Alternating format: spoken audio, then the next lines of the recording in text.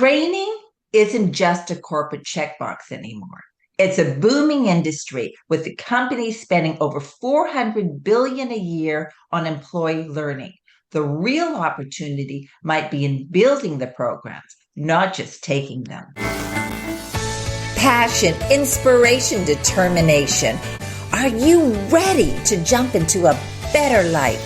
Welcome to our program, Jump Into It. Today, we're joined with Michelle Presse, CEO of the training company, to talk about how she turned her expertise into a thriving business, helping others learn and lead. Welcome to Jump Into It, the podcast that helps turn your vision into prosperity. Thank you, Michelle, for joining us on Jump Into It. Thank you for having me, Gabrielle. So, what inspired you to get into this training and development? You've been doing it for a while, and I know you've been a CEO of the training company for about 12, almost 13 years. So you're really veteran. So you've seen the trends, you've lived through COVID, you've seen the big boom in the e-learning from classroom learning or face-to-face learning. So where you started and where it's going now, where's your passion? Well, I was very fortunate early on in my career to get a job as a trainer at L'Oreal. So I started out in my early 20s as a hairstylist, and it was a lot of fun. I really loved working with people and the customer service side of it. And I had an opportunity to become a trainer with Redken, which is a professional division of L'Oreal. And the training that was provided to me at the time, very early on in that part of my career, was life-changing. L'Oreal and a lot of larger corporate organizations have the resources to provide exceptional training experiences. So you're really prepared to do your job super well. And those kinds of experiences I had not, had an opportunity to be part of previous to that. So when we would go into these classrooms with these amazing trainers, sometimes globally from all over the world, learning presentation skills and, train the trainer and how to engage and facilitate workshops. And, that was really powerful for me. And when I realized that this is what I wanted to do as a career, once I started, I quickly realized that even though companies like L'Oreal provide this incredible training, that wouldn't be enough to get me where I wanted to go, that I had to, invest in myself, and I had to look for where my own learning gaps were. And I think that's such a big thing, is just because you have a job in a certain organization doesn't mean they're going to provide you with everything you need if you want to grow. So True. I took the opportunity myself to take some presentation skills courses. I took a course around, it was a really fun one at one time around singing, actually, and doing, it was a really cool, it's kind of a train the trainer using stage fright examples. And so singing was often a big thing. So even though I wasn't a singer, it allowed me to really hone my presentation skills. So I went from these small workshops to be able to present in front of large audiences. And it wasn't very long when I had the opportunity to get a promotion. If I hadn't gone and taken that course, I wouldn't have been as confident. And so once I got promoted and I was working with larger audiences, I became director in a national role. I was able to step on the stage and do that, which I wouldn't have been before without the experience. So I feel really inspired to invest in myself and my own learning and what I needed to do to be able to be ready for these career advancements. So I think that's interesting. So you had to train yourself to become good at training, which makes sense. But, it's interesting what you're saying, because you're doing singing. I've heard of improv, like Second City. That's helps right. you to be able to think quickly on your feet, to be able to present in front of a group of people. Training can come from different ways in order to package a message. I've heard TED Talks, Toastmasters, to help you to get rid of that stage fright. Exactly. Yeah, and you have to practice. You can't just because you get a role and you have a certain responsibility and suddenly you're doing meetings in different marketplaces and different audiences that's not the place to practice. What I learned was these other types of things, like you said, even Toastmasters and Second City is a fabulous one to really hone those skills. So when you are in that role, you are shining. You are able to do the job that even though you might be new at it, it's really important. And often um, that type of responsibility is a little tough in the beginning till you get confident in doing Yeah, that. well, they say most people that would rather be in the box than give the eulogy. Exactly. That is a very common little analogy about being a Yeah. trainer. Do you ever really get that overly comfortable in speaking in large groups of people? Was very fortunate. I had a lot of amazing mentors and really experienced people around me. I was surrounded with a global team and a lot of really neat ideas. And so I think one of the things that I got out of the early part is, yeah, you always have butterflies, but I learned to look at those as excitement in a positive way. And I think that really also helped to be able to, walk up and be happy and confident and bubbly rather than so nervousness. So I think Yeah. the Mindset, the getting the right mindset is mindset. Yeah. vital in how come across for sure. We've moved to this e-learning. I've watched or joined into a lot of the e-learning, and you can have thousands of people on the platform with you and have this e-learning experience where you're no longer on a podium with 1,000 Mm, faces in seats looking at you. It's a big right. screen. And how have you felt in going through that transition with the learning? Were I there think challenges and opportunities? What was sure. your experience? Well, I think that's the biggest issue right now in the industry overall is that for a lot of organizations, there is no longer the opportunity to do in-person training and bring in teams, whether it's the cost of transportation. Even since COVID, so many people have moved away from where they would normally drive into work every day. So even teams that are on a 2-day in office work schedule are just not all going to be in the same place at the same time. And so it's very difficult for organizations to coordinate in-person learning. That's number one. I think the second part of that is even the facilitators bringing someone in and managing all that. It's just not as cost effective.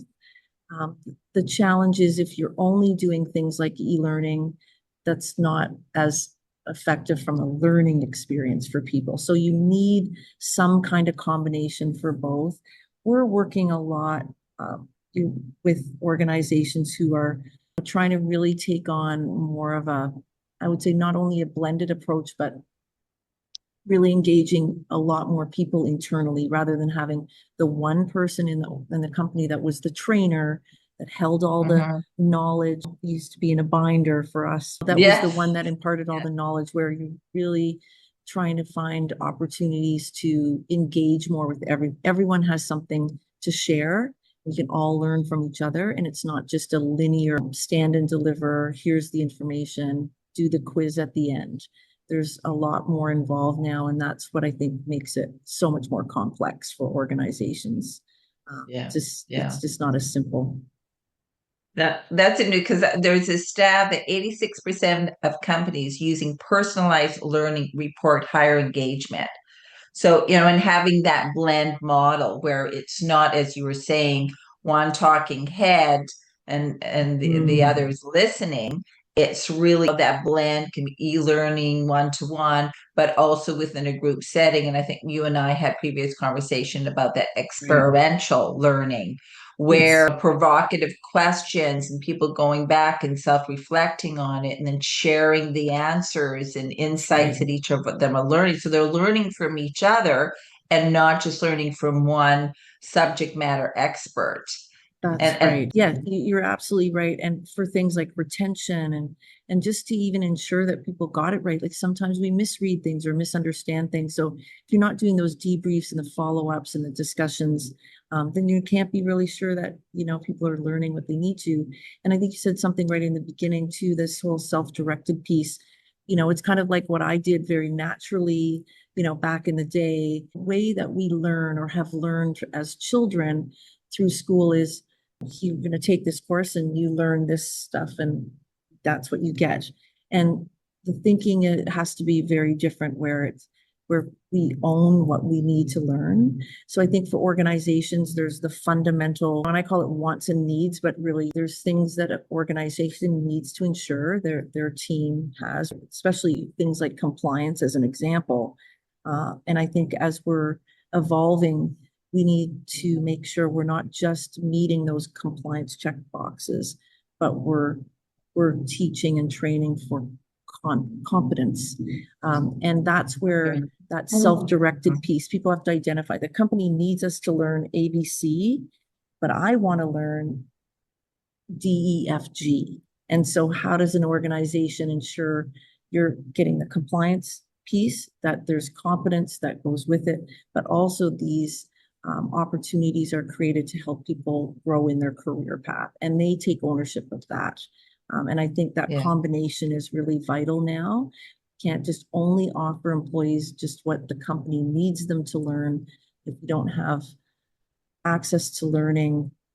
And even it could be simple things like software. I shouldn't have to go try to find a video on YouTube how to do something in an Excel spreadsheet. I should have access to those resources so that they're, first of all, they're tried and true and tested. And that's right. Yeah. That's the other thing, is sometimes we can spend hours and hours searching for information or tools or tasks or things we need to learn, but it doesn't always come from a reputable place when we're looking on the internet for it. So we'll kind of go down a rabbit hole doing that. So if an organization can provide content that's going to be effective and that's trustworthy, that's really helpful to have that resource as well. And not everyone's going to do that extra piece. A lot of people only do what they have to for their job. But if you give people the opportunity to create their own learning path, you can really also identify those who are really invested and passionate about learning and growing in their career. And those are usually the ones you want to go to first to find out if they're ready for that next step as well. There seems to be a trend around organizations prioritizing leadership development and more of those soft skills than just the hard skills.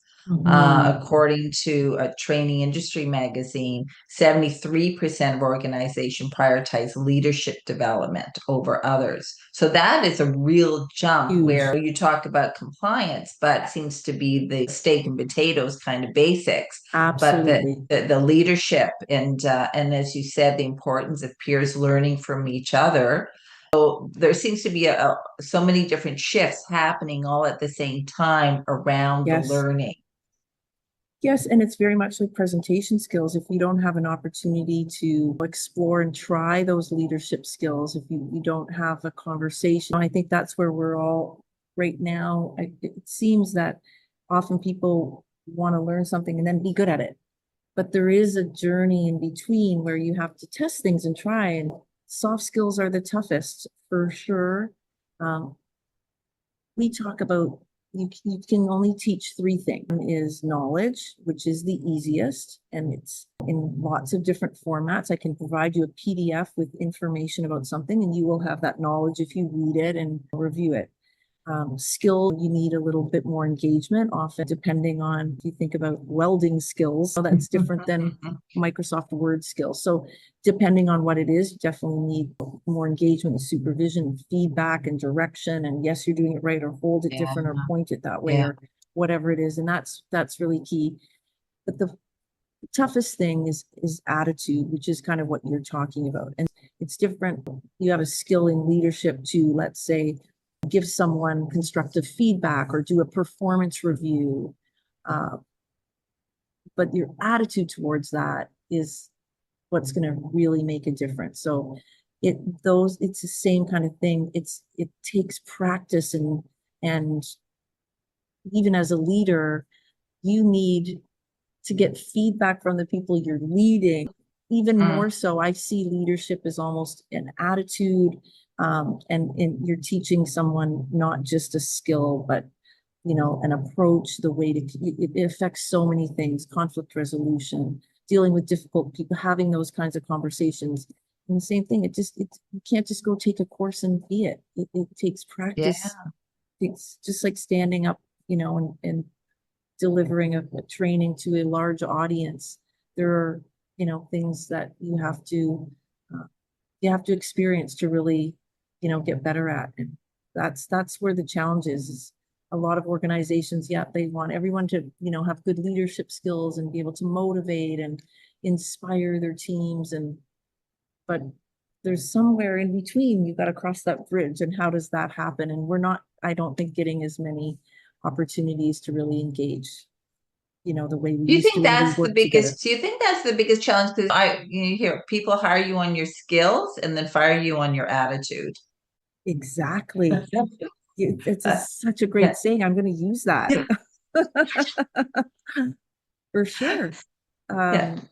That's And skills you can, like you were saying, so you can hone in on those. It's repetition, it's coaching to do that. But attitude is behavioral patterns, and like some of that is not a quick fix. How do you package that into an e-learning or even experiential learning? Your thoughts about that, Michelle? I think it's very difficult, and it takes effort and planning. And I think one of the biggest things is understanding, getting some kind of feedback about where people are at, what they struggle with, what they feel they do well with, and identifying those things. I think we come from a culture where, again, we take a leadership course for 3 days and we go away to this great place. And people come back and think, Yeah. okay, you're a leader now.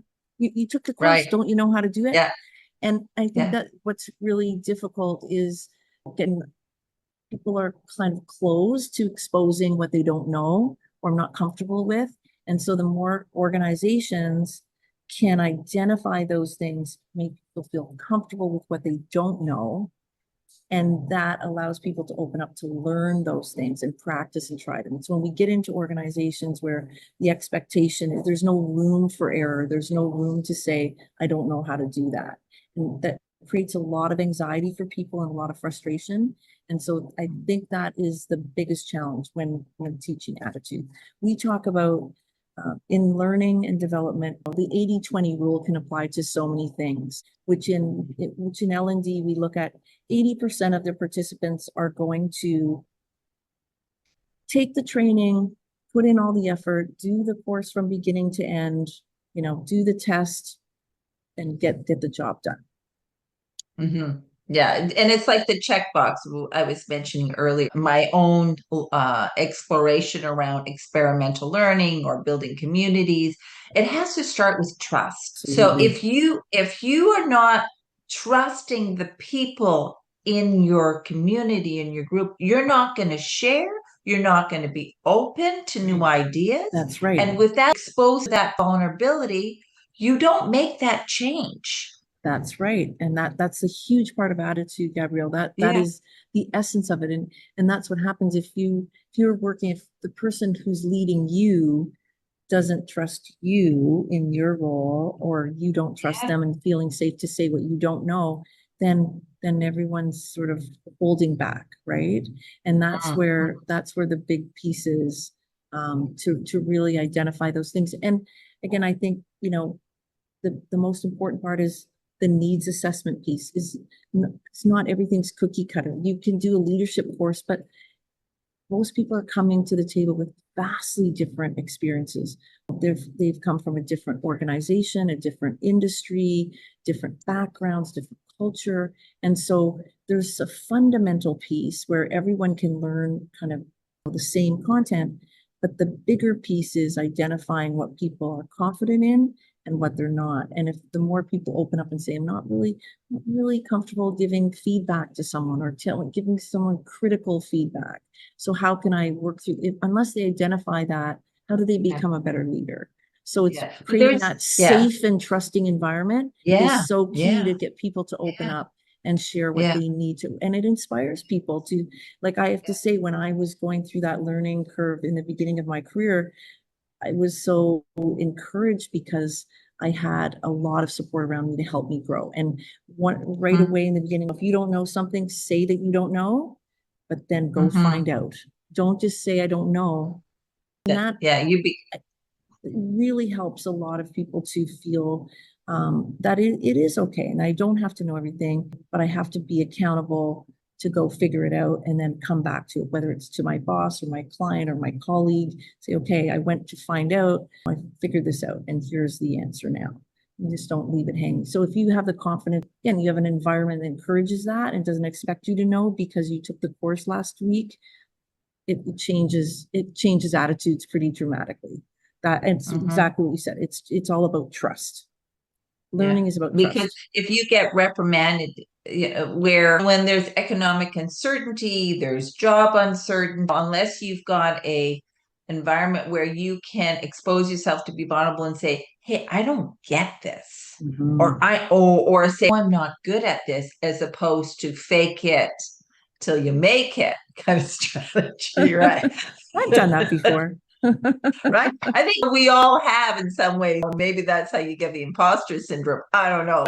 You being open to where your shortcomings are or where you want to grow in areas, because there's always going to be that little bit of chaos and uncertainty and doubt until you get to the other side. And you've got to be able to have that support for you to take that journey so you can be better at whatever you are. Wherever you want to be. And a lot of times it's attitude, mindset. Absolutely. And if it is the example, which you said, and I think for us, for our organization, probably leadership training is one of the #1 requests we get from organizations of every size and every level. It's a huge key component. We need to have good leadership for companies to be successful. But again, it can't, depending on your own background and experience and level of confidence, you can't only rely on your organization or your company to provide you with everything you need to be a good leader. You have to step outside of that and look beyond what the company is able to provide you. It's just not possible for organizations to do that. So things like reading great books, like 7 Habits of Highly Effective People, or, Leaders Eat Last, and those kinds of books, like they can really have an impact, and you take what you need out of it. I remember talking to someone about, do you have a really good book you could recommend? And they said, you have to read a lot of different books on this topic. But if you can get one pearl from each book, then that one pearl of wisdom or one pearl of knowledge. So I've always remembered that. And I feel like sometimes even when I facilitate a training, I'll say, if you get one thing that made your job better, made it easier, a great idea that somehow you benefit from, then it's worth it. You can't expect, to think that you're going to come into any kind of training or a book or any kind of new information and think it's going to be the one thing you need to be great at this job or to know this particular area. Well, you have to, I think, really explore lots of different areas to really get what you need to succeed in that area. Leadership's a big one. I like, I like what you're saying is that it's not just one go-to. And there's a lot of charlatans out there that are going to overpromise you that your world is totally going to transform. You're going to be a totally different person. You drop the 5,000, 10,000 for a weekend, and people get desperate. They've hit a wall in their lives, and they know that they need to make the change. Well, you know what? It took you a lifetime to get into the groove, into the pattern where you're at. It's not going to be a weekend that's going to reverse everything and untangle it, and you're going to transform. So, needing to be realistic. But I think what you're also saying, and I love hearing that, is that the wisdom doesn't come from one source and one experience. That's The wisdom is layered on and found in many different ways. It's through your peers. It's through books, audiobooks, it's through workshops. It's, it's the day-to-day experiences that wake you up to it. So, and being open to evolving. The other thing I see a lot is, someone could be in a leadership role for a long time, but they're maybe still doing the same things they were doing 20 years ago. And that's not good either. They might do some things really well, but if you're not evolving and constantly being sort of challenged with new ideas or new ways to do things, we stop growing sometimes. And then we see that things have changed around us. And you talk about multi-generational workforces or dealing with that multi-generational colleagues sometimes. And if we don't kind of embrace doing things in a new way as we go on, we can't be thinking the way, like it's not, training is a great example. We're not doing in-person training, for 90% of what we do anymore. And so adapting as trainers even has been a huge challenge for a lot of people that have been doing it for a long time. I've seen a lot of trainers, facilitators retire through pandemic just because they weren't willing to learn how to do Zoom, or virtual training, or try to figure out the whole e-learning or build e-learning courses to get to their audience. So some people just are not open to adapting. And that's a big thing. I think if you're in learning and development, you have to always be open to doing things in a new way. That's That's a mindset. And it's interesting. Yeah, it's a mindset, always being open, always being curious, always trying to find the opportunities in what you're seeing, and not looking at it as, oh, another challenge, another burden that I've got to bear. And when I look at the way that society and our retention span is getting shorter and shorter and shorter. I'm in marketing and communications where I would see we developed communications, and it used to be like these long paragraphs. Now it's sound bites. Now it's bullets, and the platforms like Instagram, like where you get the messages out really succinctly, honor the shorter attention span that we have.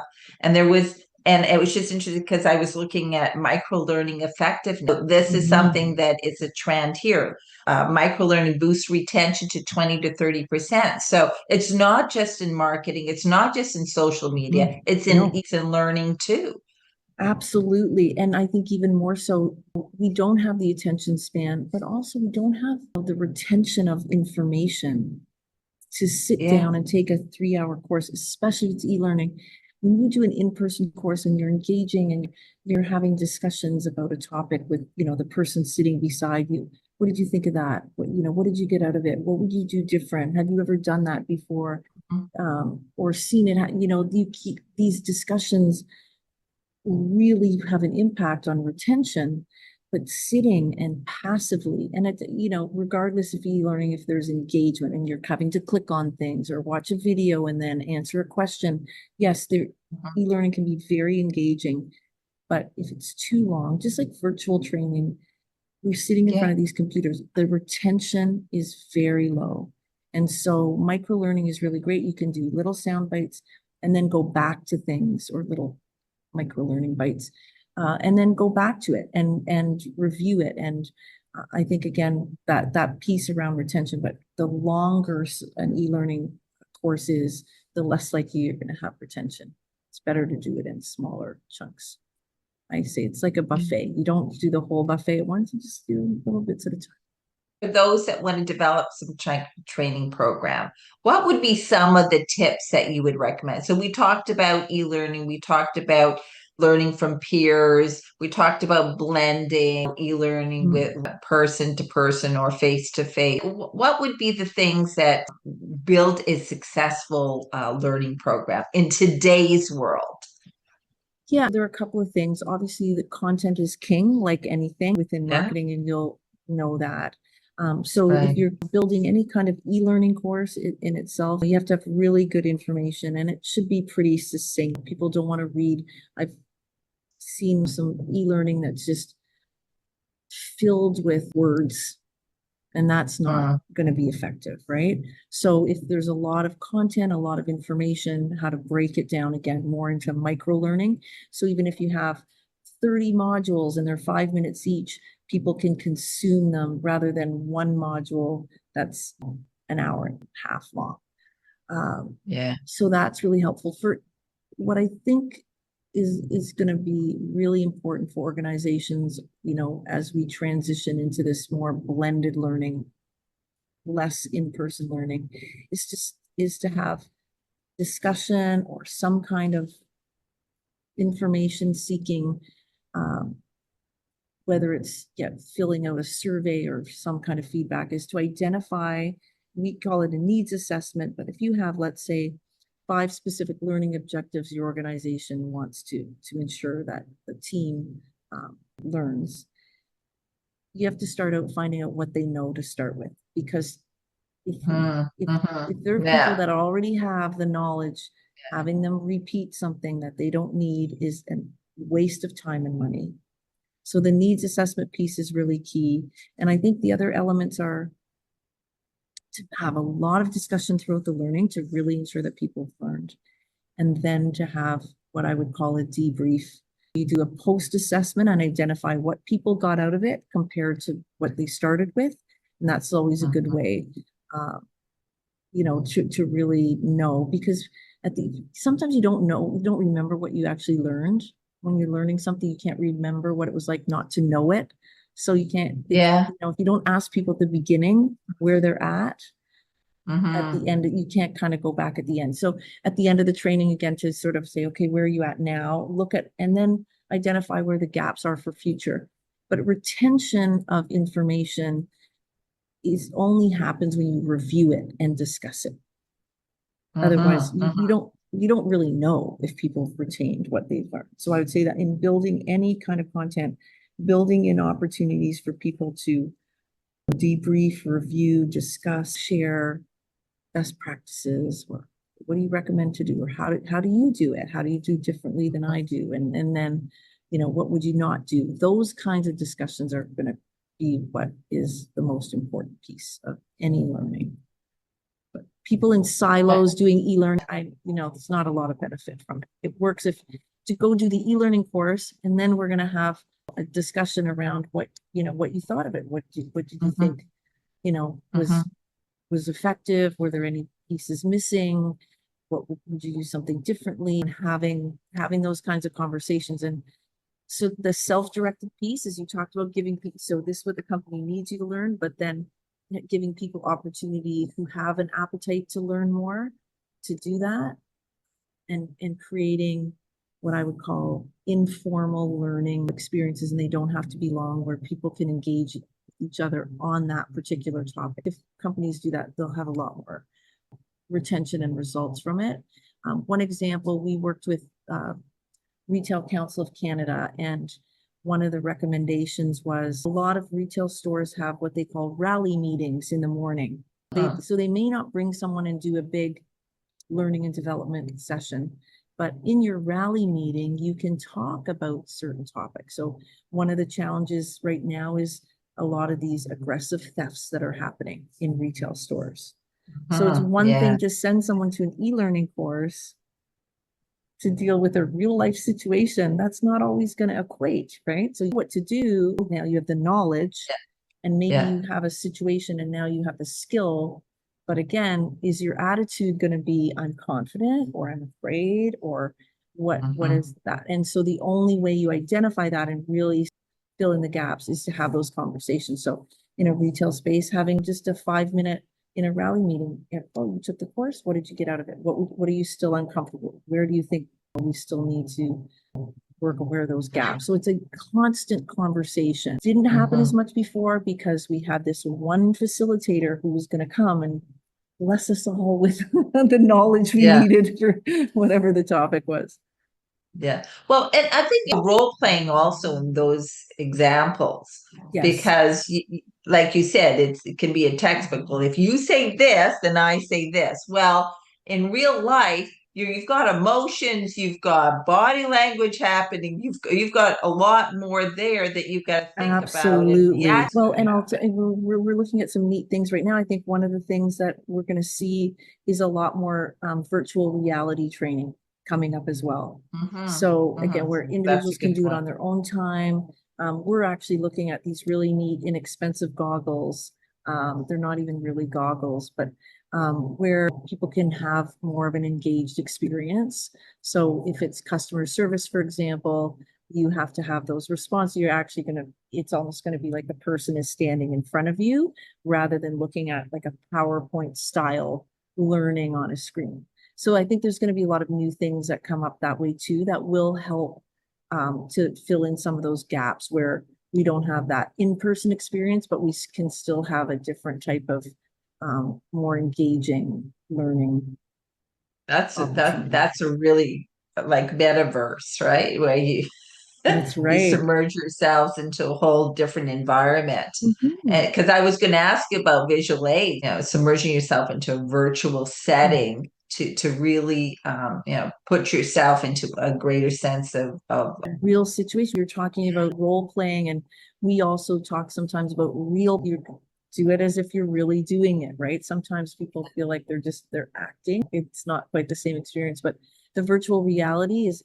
We've looked yeah. at some courses for caregivers that work with people with Alzheimer's and dementia. What a great opportunity to actually go Hmm. through some of these scenarios in a virtual setting, rather than in real life, because it can be really intimidating and frightening. So if you've had a couple Hmm. times, so okay, I know what to expect, and I know how I'm going to respond in some of these situations, it's way more powerful than doing an e-learning course.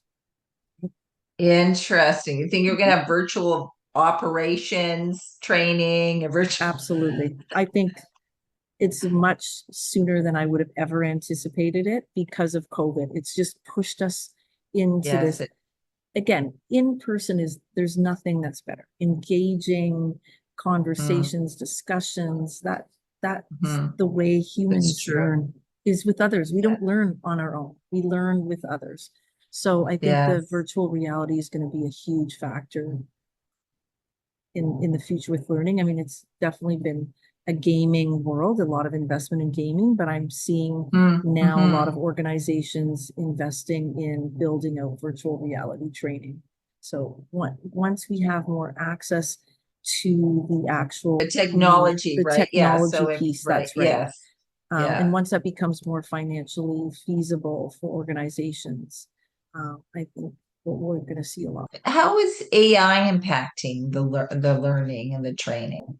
I think in a few ways, from the technology perspective, without a doubt. We look at a learning management system where you have all your content, could be your company's product knowledge, standards of practice, it could be compliance training, it could be software training, or what have you.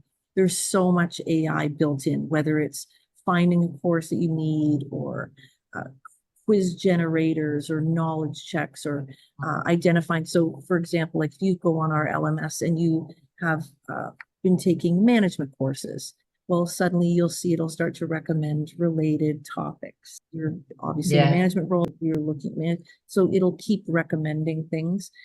You can create learning paths. I think it's really going to have an impact. It is part of that self-directed learning piece. So you get here, the company needs you to take ABC training, and whether it's safety or compliance or company policies, onboarding, things like that. But then things that you want to take related to your career path, or, where you're wanting to go in the future, will be really, way more accessible that way. And you can put in what you want, so you can consume what you want. It's just instead of it all being predetermined for you. So I think we're going to see, like you said in the beginning, a lot more um, self-directed, individualized learning plans that will come out of it as well because of AI. And then the third piece, which I'm really seeing, is it's just phenomenal to use to build content. So if you were looking at a cybersecurity course right now on for people in accounts payable to recognize fake invoice and things like that, Mhm. the kinds of engagement and activities and ideas that come from AI are really fun. But you still need an instructional designer to map out the course. So it's Mhm. not necessarily going to change those roles so much, but the way that those roles use those resources and the kinds of content that's coming out is really, really, really cool. Yeah, Those are yeah. the three The areas I AI is a see AI. great data aggregator to be able to pull information Absolutely. very quickly, very succinctly, and then being Mm-hmm. able to narrow filter down to the point of what you want. Yeah. Yeah, and I see too, like for example, even in those retail environments, just to go into AI and say, give me 3 discussion topics on the latest strategies around dealing with uh, aggressive theft, as an example. Sometimes you just need to generate discussion topics that you can share with your team. And if you're not an instructional designer or facilitator, that can be difficult. And so if you're not getting the training for your team, how do you go out and resource it yourself as a manager or a supervisor? So I think there's a lot of really neat ways it can be used to really enhance the training for even the challenges for small and medium-sized organizations. Frankly, large corporations, they've got this covered. They have, the resources and the finances and the people and the bandwidth to build, to continue. And that's not going to change. It's like what I got exposed to at L'Oreal. It's the smaller companies that, and I think as you talked about, you're an entrepreneur, you're trying to run your company. There's the mandatory stuff that you have to do in that. It's mandatory, of course, but how do you get that next part? And I think that's where we'll see a lot more opportunities, but more accessible content and learning experiences for smaller organizations. Maybe wouldn't have had the opportunity to have that before. Yeah, yeah. Well, I agree. Even just before our Jump Into podcast, I went on ChatGPT and I said, give me questions about the trends and where the training is going. And there you have like 15 points. Give me the resources where to make sure that I can research more. And you get it in a minute or two. Right, where it would have been years ago, it would have taken me a few hours to do it and verify the sources and right, and absolutely, pull in the content and make it really succinct. So we're that's just all more about tightening the speed to get things done at a much faster rate and having the tools at hand to do more immediately. And like you were saying, directed training, or you would have to do so much research to be able to pull in the information in order to map out for yourself training course or programs. And now it can be done virtually so quickly. It's amazing. So it's quickly. amazing. It's amazing. It it's a good thing, but a lot of people are going, "Oh, my job," right? So, yeah, I think there definitely will be some impacts in certain roles, but it doesn't take away a job. It just really enhances it, and I think makes what what can do even makes better. It smarter. Makes it smarter. That's a great way to describe it. Sometimes and as long as you check everything that's told. It's true. Yeah, you have to still check it. Sometimes it can make you look not smart at all. True. All right. So as we're wrapping up, if you could go back and give your younger self one piece of career or leadership advice, what would it be? I think for me, I would say it's okay not to know what you don't know. I think that was always really hard for me because I felt I should know, or I should be the one that knows, especially when you get promoted into a role. Sometimes you don't have that time to really get good at it quickly. So you have to be able to, be confident that even if you don't know, you'll figure it out. So I think that was the thing. I struggled, or I felt maybe uncomfortable in certain situations because I thought that I should know by, Well, that's great advice. That's great advice because as long as you're open to saying, I don't know, means you're curious enough to go and get the answers. I think that's key. But sometimes we don't want to say that because we feel uncomfortable or embarrassed or awkward situations. And I think that's the biggest thing is once you're able to say, I don't know, it's very empowering. It is empowering, right? You may be in the boardroom or group. I don't want to ask that question because then everybody will know I don't know, right? Exactly. And now I feel like it's sort of, I want to be able to say, no, I don't know that, but I want to know. But then you'll never know because you didn't ask the question. And sometimes also you end up doing things differently than you could have because you didn't ask or you didn't put yourself out there. And so in the end, it catches up with you. So it's always good. So I would say that I would be more confident in saying I don't. Thank you so much, Michelle, for being a guest on Jump Into It.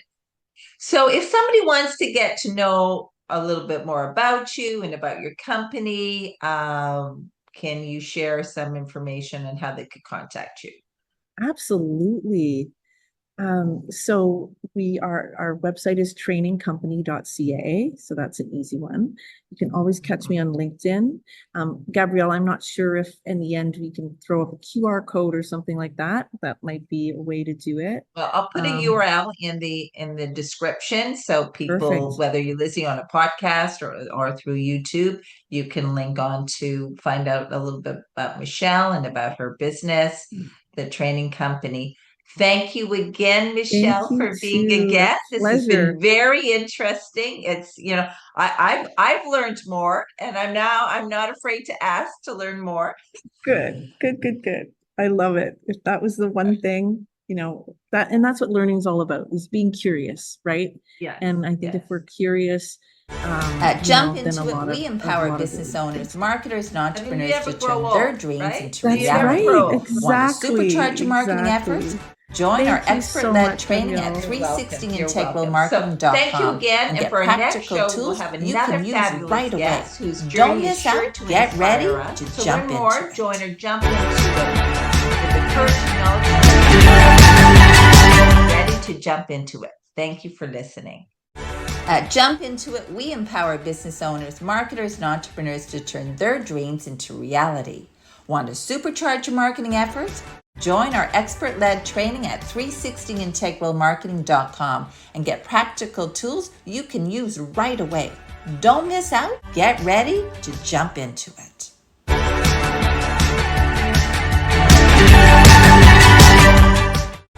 At Jump Into It, we empower business owners, marketers, and entrepreneurs to turn their dreams into reality. Want to supercharge your marketing efforts? Join our expert-led training at 360integralmarketing.com and get practical tools you can use right away. Don't miss out. Get ready to jump into it.